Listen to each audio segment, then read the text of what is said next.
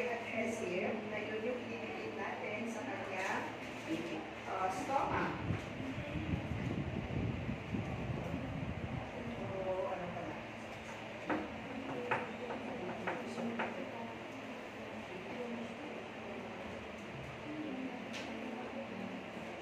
Yan. So ito ay naalis ito. Okay. Tapos nakawa na talaga. Naalis na to. So yan. Alisin yan. And then kakat yan. Okay? Kasi parang may guide tayo kung ilang mm ang ikakat mo dun sa stomach. I-measure tayo.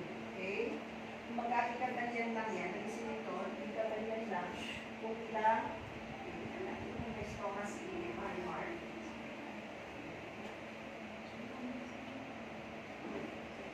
Yan. Okay? So may stomach siya. Para stoma na.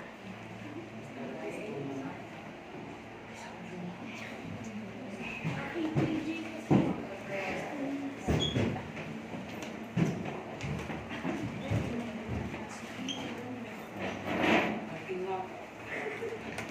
So ito na yung kinatunong ko. Okay. Can I have that clean gloves?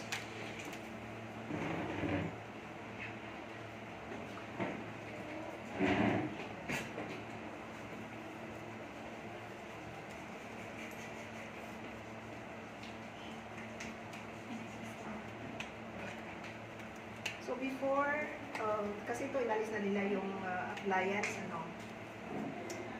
So yung ito inalis na nila kasi we will put a new one. Pag inalis na natin, we will clean this one with towel. Okay? Lukewarm water. So yung towel sa lukewarm water, squeeze in, then yun na yung panglinis natin. Okay? Always start from the inner to outer. Okay? Okay lang ba nalinisan natin yung stoma? Yes.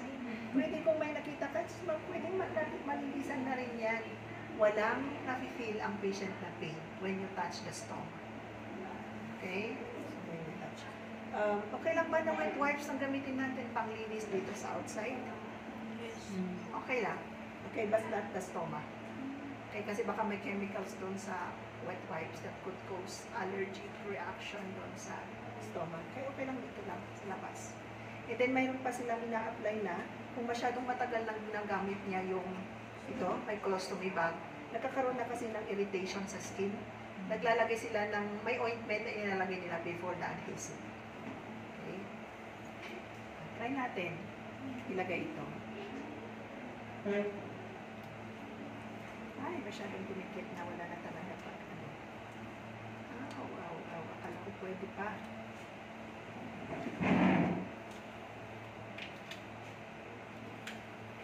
Wala na kasi. Okay.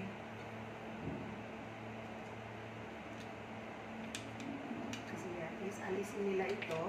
And then, ito na yung pagdikit dyan.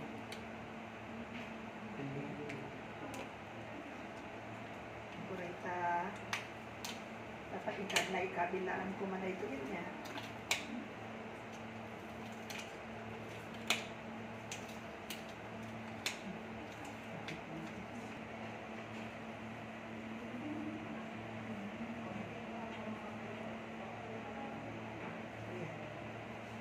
Kaya kung aalisin yan, dapat you have to press the skin para hindi yung pati yung skin mo nasasama sa pag-pull.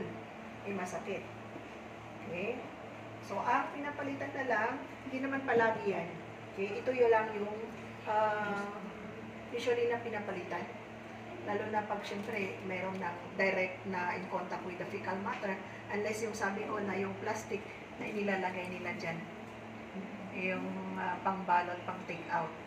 No. Okay.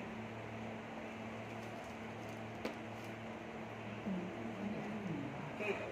So, so bedridden ang patient, hindi niya kayang i-drain yung kanyang urine bag. Okay. Tayo po ang mag the drain.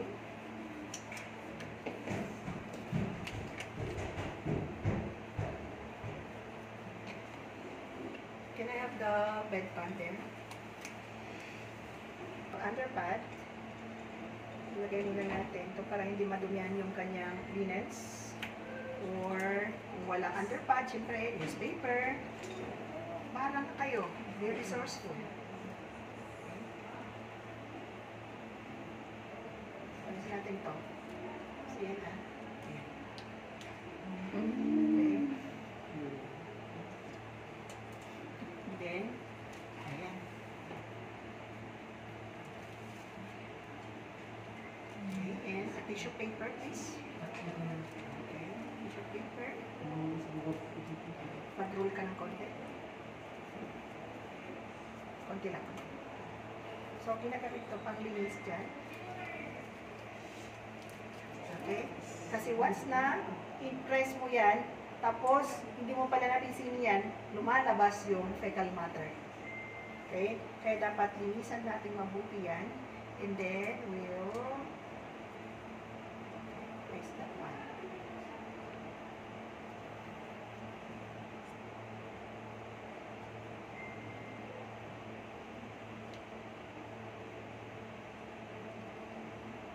So, yan.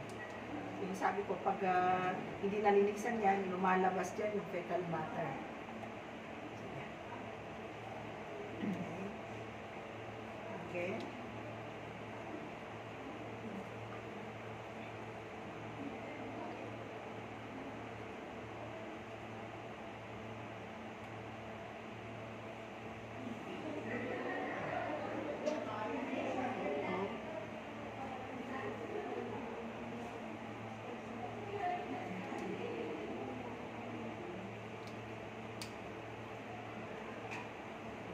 Pagalisin natin, ikulang natin sa gilid.